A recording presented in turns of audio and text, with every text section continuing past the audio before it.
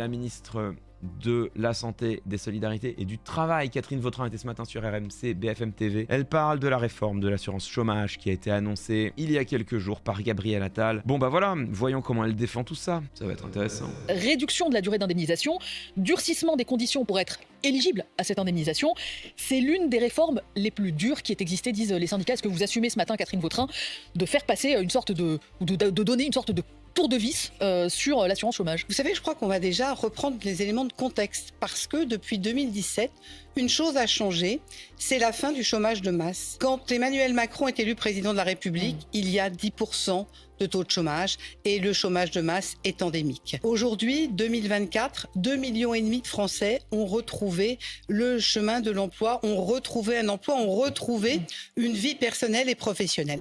Les demandeurs d'emploi, 25 avril 2024, dossier publié sur le site de la DARES.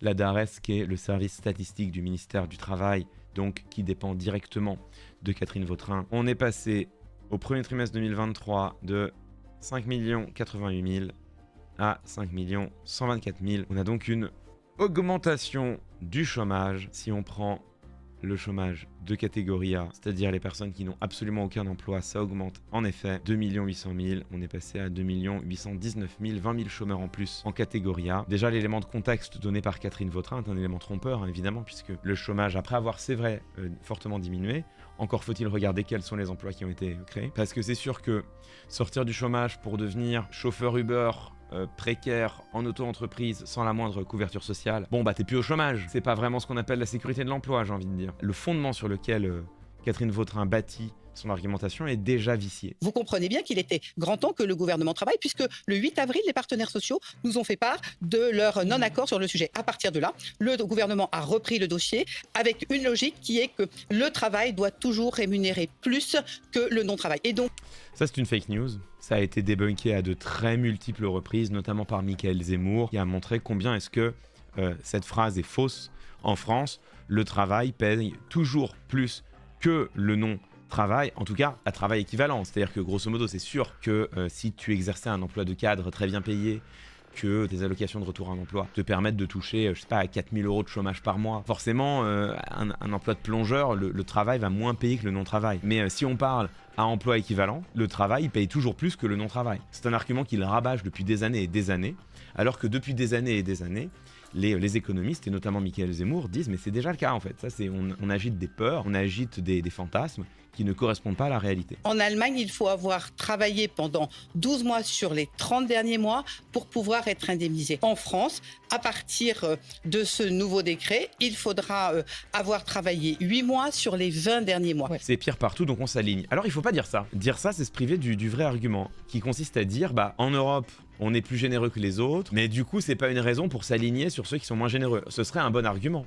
Mais il s'avère que sur l'assurance chômage, nous ne sommes pas les plus généreux. J'ai été voir sur le site de l'UNEDIC. L'UNEDIC qui est l'instance paritaire qui s'occupe de gérer l'assurance chômage. En 2022, ils ont fait ce panorama des systèmes d'assurance chômage en Europe. J'ai fait la comparaison entre la France et l'Allemagne. La durée d'affiliation, c'est tout à fait vrai. Aujourd'hui en France, c'est 6 mois au cours des 24 derniers mois. En Allemagne, c'est beaucoup plus, c'est 12 mois au cours des 30 derniers mois. Alors déjà, c'est beaucoup plus, parce que c'est 12 mois, mais sur une période plus longue. Là, en France, on va durcir, on passe à 8 mois au cours des 20 derniers mois. Mais regardez, en Allemagne, qu'il en est de la durée d'indemnisation. En France, la durée maximale d'indemnisation, c'est 18 mois. En Allemagne, l'indemnisation, c'est de 6 à 24 mois. Le montant de l'indemnisation en France, tu es indemnisé 57% de ton salaire journalier de référence. En Allemagne, c'est 60 ou 67%. Donc en Allemagne, c'est vrai que c'est un peu plus dur de rentrer dans le système, mais une fois que tu es dedans, tu y restes plus longtemps et tu gagnes plus d'argent. Ce qu'a fait la ministre, c'est ce qu'on appelle du cherry picking. C'est-à-dire qu'elle est allée chercher la donnée qui l'arrange,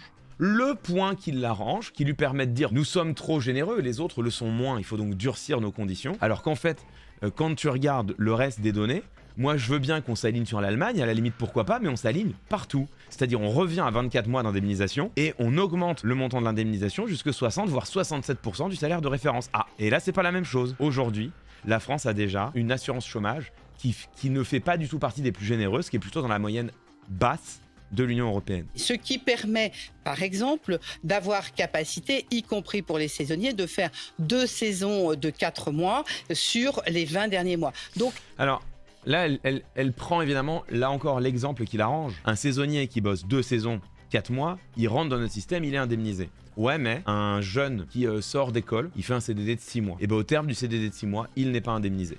Il aura bossé 6 mois, en dessous des 8 mois nécessaires, il ne sera pas indemnisable. Quelqu'un qui sort d'une période de chômage longue durée, il a fait 2 ans de chômage. Ça a été difficile. Il trouve un CDD de 6 mois. Au terme du CDD de 6 mois, il n'aura pas droit à l'assurance chômage. Il aura contribué à la caisse d'assurance chômage pendant 6 mois, il ne pourra pas être indemnisé. Il faudra qu'il attende de faire un 2e CDD qui lui permettra derrière d'avoir une indemnité. Donc on est bien dans un dispositif qui va être extrêmement rude et qui va exclure de l'assurance chômage, renvoyer dans la plus grande des précarités, des personnes qui auparavant y auraient eu droit parce qu'elles ont travaillé, tout simplement. L'idée, c'est réellement d'inciter les uns et les autres à aller vers l'emploi. Et c'est tellement vrai d'ailleurs qu'en parallèle, nous allons travailler avec France Travail, puisque France Travail a capacité à accompagner chacun des demandeurs d'emploi. On estime l'année dernière à près de 300 000 les emplois qui n'ont pas trouvé preneur parce que les entreprises ont renoncé au recrutement. C'est l'argument que je vous disais tout à l'heure, c'est le chiffre de la DARES, 300 000 emplois l'an dernier n'ont pas trouvé preneur. Donc elle dit grosso modo, comme ces emplois n'ont pas trouvé preneur, on va fouetter les travailleurs pour les forcer à prendre un emploi. Mais c'est hyper intéressant parce qu'elle dit bien, il y a 300 000 postes qui n'ont pas trouvé preneur faute de candidats. Alors dans ces 300 000, il faut enlever les postes qui n'ont pas trouvé preneur faute de candidats formés. Ça ne veut pas dire qu'il y a 300 000 postes qui d'un claquement de doigts auraient pu être remplis si les chômeurs avaient accepté les postes qu'on leur propose. Tu as des emplois d'informaticiens, de codeurs, d'ingénieurs réseau, d'ingénieurs tout court, de consultants. C'est des emplois où il n'y a simplement pas assez de main-d'œuvre aujourd'hui. Il n'y a pas assez de personnes formées. Sur ces 300 000, tu peux en retirer quoi? 100 000. Elle est en train de nous expliquer que leur réforme, prétendument, elle va ramener 200 000 personnes au chômage vers ces offres d'emploi qui n'ont pas trouvé preneur. Ici, il y a une controverse entre économistes. Michael Zemmour nous dit « Aucune étude ne permet d'attendre de cette réforme des effets forts et positifs sur l'emploi. » Il est contredit en cela par d'autres économistes qui citent des études qui sembleraient montrer qu'effectivement, les gens concentrent plutôt leur recherche d'emploi sur la fin de leur période de chômage. Et donc, si tu réduis la période de chômage, tu réduis mécaniquement le temps où les gens ne cherchent pas d'emploi. On peut dire 2 choses. On peut dire déjà d'une part que quand bien même il y aurait des effets sur l'emploi, déjà d'une part ce que ça va créer, c'est que ça va amener des travailleurs à accepter des emplois sous-qualifiés, en dessous de leur niveau de salaire et avec beaucoup moins de marge de manœuvre pour négocier. Donc grosso modo, cette réforme, elle va avoir pour conséquence une pression à la baisse sur les salaires. Parce que forcément, les gens vont être obligés d'accepter plus vite une offre d'emploi en dessous de leur qualification. Et donc, ils vont accepter des offres d'emploi mal payées, dans des mauvaises conditions de travail, en dessous de leur niveau de qualification. Le gouvernement, d'un côté, ne cesse de dire, c'est le mot de Bruno Le Maire, je demande aux entreprises d'augmenter les salaires. Et à côté, ce qu'ils font, c'est qu'ils mettent en place les conditions pour que les salariés ne puissent pas négocier leurs augmentations de salaire. Donc là, il y a une énorme hypocrisie. Et c'est Michael Zemmour, d'ailleurs, qui avait relevé cela. D'un côté, il y a un discours incantatoire, je demande aux entreprises d'augmenter les salaires. Et de l'autre, il y a une vraie politique publique qui consiste à mettre les demandeurs d'emploi sous pression pour les inciter à accepter un emploi plus vite.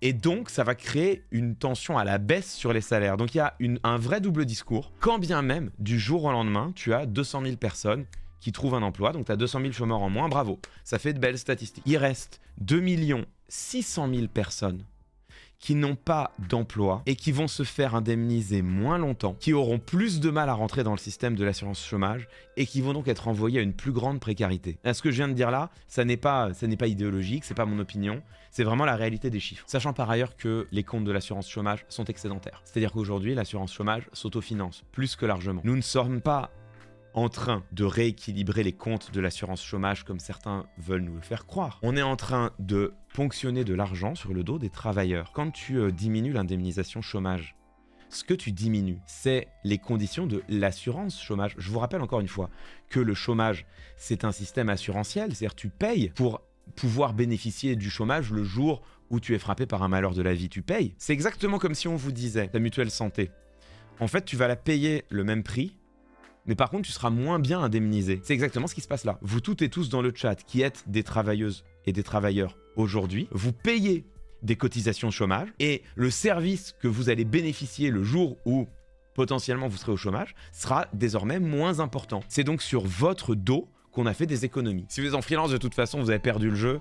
Donc, mais c'est bon, on est ensemble. Team freelance. J'aimerais quand même qu'on soit clair avec tout ça. Bruno Le Maire et Emmanuel Macron ne cessent de dire « Nous ne voulons pas augmenter les impôts des Français. Nous ne voulons pas augmenter les impôts des travailleurs. » Ils ne cessent de dire ça. J'attire votre attention. Ce qu'ils font avec l'assurance chômage, c'est une augmentation indirecte de l'impôt en réalité. Ou plutôt, pour la même quantité de cotisation, vous aurez une assurance chômage moins élevé. Et ça concerne les travailleurs et les travailleuses d'aujourd'hui. La réforme de l'assurance chômage, elle concerne tous les travailleurs. Quand tu diminues l'assurance chômage, tu diminues ce que tu reçois de l'État pour une cotisation sociale que tu payes aujourd'hui. C'est vous toutes et tous les travailleurs qui êtes impactés, qui êtes lésés. Elle ne concerne pas les chômeurs, elle concerne tout le monde. Pendant que le versement de dividendes reste sous-taxé, pendant que le patrimoine reste sous-taxé, pendant que les entreprises peuvent continuer de faire des super profits et de se verser des super dividendes dans le plus grand des calmes et la plus grande des sérénités, pendant ce temps-là, les travailleurs se font ponctionner de l'argent sur leur dos, puisque c'est le chômage qu'ils devraient percevoir le jour où, par malheur, ils se retrouveraient sans emploi. C'est ce chômage-là qui se retrouve impacté. J'ai pas le droit de dire que c'est un impôt supplémentaire sur les travailleurs, parce que c'est pas vrai. Mais en fait, ça revient au même. Pour les mêmes cotisations sociales, vous bénéficierez, si par malheur un jour vous êtes licencié, d'une moindre assurance chômage. Continuons de croire au discours macroniste qui continue de répéter malgré tout qu'il demande au patron d'augmenter les salaires tout en créant les conditions d'une négociation à la baisse sur les salaires et qui continue de dire « nous ne voulons pas augmenter les impôts des travailleurs et des classes moyennes » tout en diminuant en réalité les prestations sociales auxquelles les travailleurs ont le droit le jour où ils se retrouvent au chômage. Mais bien sûr, tout va bien. Tout va bien. C'est de la shrinkflation, c'est-à-dire que ton paquet de céréales, il est pas plus cher, il coûte le même prix, il y a moins de céréales dedans. Bon bah tout le monde voit bien que ça revient à avoir un paquet de céréales plus cher. Tu payes ton assurance chômage avec les mêmes cotisations, mais le jour où tu te retrouves au chômage, t'as moins de chômage. C'est pareil. Le pire drame de la recherche d'emploi, c'est la solitude. Non mais le pire drame de la recherche d'emploi, c'est surtout qu'il n'y a pas d'emploi en fait. Comment vont faire les 2 600 000 personnes qui vont rester et qui, elles, ne seront plus indemnisées au bout de 15 mois? Derrière les chiffres, il y a des hommes et des femmes, il y a des familles. C'est des familles entières qui se retrouvent à l'aide alimentaire. C'est des familles entières qui ne savent plus comment payer leur loyer. Elles n'en parlent jamais. C'est là où c'est une énorme fumisterie leur truc. C'est qu'en fait, ils ont cet argument qui répète en boucle 300 000 offres d'emploi non pourvues. Alors qu'en fait, quand tu zoomes dedans, tu dis « Bah ouais, mais sauf que dedans, il y en a toute une partie. En fait, on n'a juste pas les qualifications nécessaires. Et il y en a toute une partie, c'est de l'inadéquation géographique. C'est le fait que, bah non, tu peux pas les déplacer d'un endroit à un autre en disant « Tiens, bah voilà, bah lui, il est plus utile là. Pof, toi, t'habites à Guéret, t'as acheté ta maison là à quelques kilomètres de Guéret. Bon, bah voilà, bah regarde, je t'ai trouvé un emploi à Bordeaux. Bah, il y a un emploi à Bordeaux, regarde, à Bordeaux, ils ont du mal à recruter des plongeurs et tout. Bah, va à Bordeaux, frérot, mais je fais comment moi? J'ai une maison, j'ai une femme, j'ai des enfants qui sont scolarisés, j'ai des traites à payer, ma femme, elle a un emploi. Les gens ne sont pas des pick-me. Tu peux pas déplacer les Français d'un bled à l'autre sous prétexte que là, ici, il y a une offre d'emploi non pourvue. La réalité ne marche pas comme ça. Mais ils sont complètement déconnectés, c'est de la folie absolue, tu vois. Ils ont cet argument qui est trompeur, qui remettent en avant ad nauseam, 300 000 offres d'emploi non pourvues. Il y a des offres d'emploi non pourvues. Les offres d'emploi non pourvues. Ils te vomissent leur argument à la gueule là depuis des années et des années. Alors que c'est pas vrai. C'est beaucoup plus complexe que ça. Il y a des offres d'emploi qui ne resteront non pourvues. C'est tout, c'est comme ça. Et ils te vomissent leur merde argumentative sur le coin durable depuis des années et des années pour te faire accepter une réforme qui va juste en fait faire économiser de l'argent sur le dos des travailleurs parce que c'est la seule réalité. Et en retour, ce qu'elle va créer, c'est de la misère sociale. 2 600 000 personnes au bas mot pour lesquelles il n'y a pas de travail. Démerdez-vous. C'est la seule chose que leur dit le gouvernement. Ciao, démerdez-vous.